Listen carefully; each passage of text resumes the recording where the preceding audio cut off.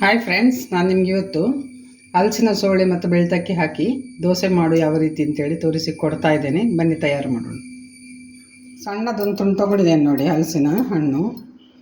ಎಲ್ಲ ಸೋಳೆಗಳನ್ನು ಬಿಡಿಸಿಕೊಳ್ಳುವ. ಈ ಸಲ ಅಂದರೆ ಆಲ್ರೆಡಿ ನಾನು ನನ್ನ ಚಾನಲಲ್ಲಿ ಯಾವ ರೀತಿ ಎಲ್ಲ ಖಾದ್ಯಗಳನ್ನು ಮಾಡ್ತಾರೆ ಎಲ್ಲವನ್ನು ತೋರಿಸಿದ್ದೇನೆ. ಅದಕ್ಕೋಸ್ಕರ ಹಾಕಲಿಲ್ಲ. ಈಗ ಸೀಸನ್ ಮುಗಿತಾ ಬಂತು. ಬೆಳೆಕಾಯಿ ಪರ್ವ, ಹಲಸು ಹಬ್ಬ ಆಗ್ತಾ ಇದೆ. ನಾವು ಒಂದು ಐಟಮ್ ಮಾಡುವ, ಎಲ್ಲವನ್ನು ಬಿಡಿಸ್ಕೊಳ್ಳುವ.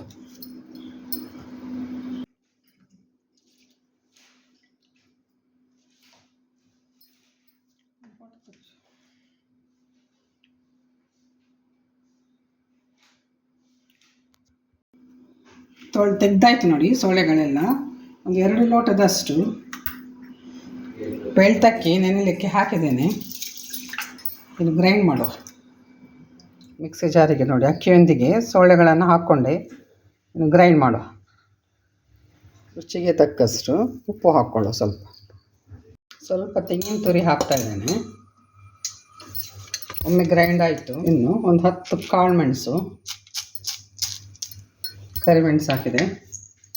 ಪುಡಿ ಮಾಡಿದ ಏಲಕ್ಕಿ ಪೌಡರ್ ಹಾಕ್ತಾಯಿದ್ದೇನೆ ನೋಡಿ, ಒಂದು ಸಣ್ಣ ಸ್ಪೂನಷ್ಟು. ಎಷ್ಟು ನಮಗೆ ಸ್ಮೆಲ್ಲಿಗೆ ಬೇಕು.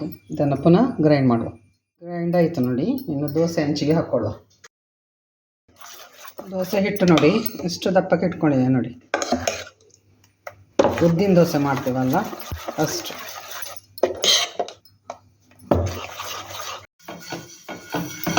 ಬಿಸಿ ಆಯಿತು, ಎಣ್ಣೆ ಹಚ್ತಾ ಇದ್ದಾನೆ ನೋಡಿ.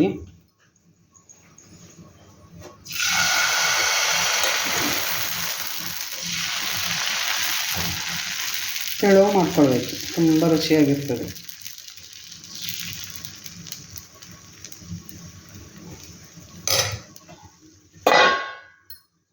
ಫ್ರೈ ಆಗಲಿ. ತೆಗಿತಾ ಇದ್ದಾನೆ ನೋಡಿ. ಇನ್ನೊಂದು ಹಾಕ್ಕೊಳ್ಳಿ. ನಾನು ಮಾಡಿದ ಬ್ರಷ್ ನೋಡಿ, ಇದನ್ನು ತೋರಿಸಿದೆ ನಾನು ನಿಮಗೆ ನನ್ನ ಚಾನಲಲ್ಲಿ ತೋರಿಸಿದ್ದೇನೆ. ತೆಂಗಿನ ಜುಟ್ಟು, ತೆಂಗಿನಕಾಯಿ ಇದೆಯಲ್ಲ ಅದರ ಜುಟ್ಟು ಚೆನ್ನಾಗಿ ಬ್ರಷ್ ಮಾಡಲಿಕ್ಕಾಗ್ತದೆ.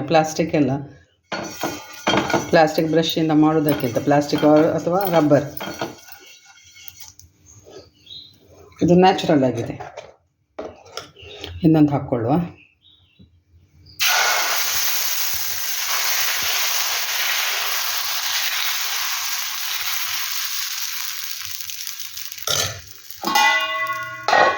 ಮಗುಚಿ ಹಾಕಬೇಕು ಅಂತಿಲ್ಲ ನೋಡಿ, ಫ್ರೈ ಆಗ್ತದೆ. ತೆಳುವಾಗಿ ಮಾಡ್ತೇವಲ್ಲ, ಆದ್ದರಿಂದ ಚೆನ್ನಾಗಿ ಫ್ರೈ ಆಗ್ತದೆ. ರೆಡಿ ಆಯಿತು ನೋಡಿ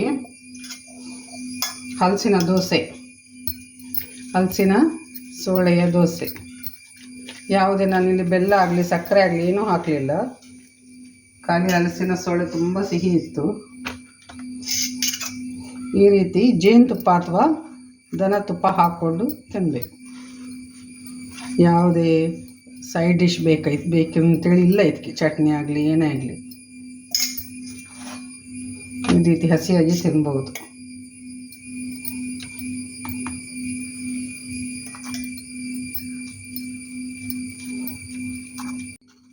ಬಿಸಿ ಬಿಸಿ ಹಾಕ್ತಾ ಇದ್ದೇನೆ ನೋಡಿ.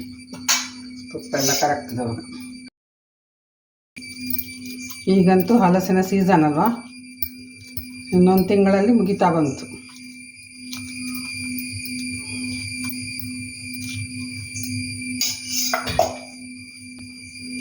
ತುಂಬ ಟೇಸ್ಟಿಯಾಗಿದೆ.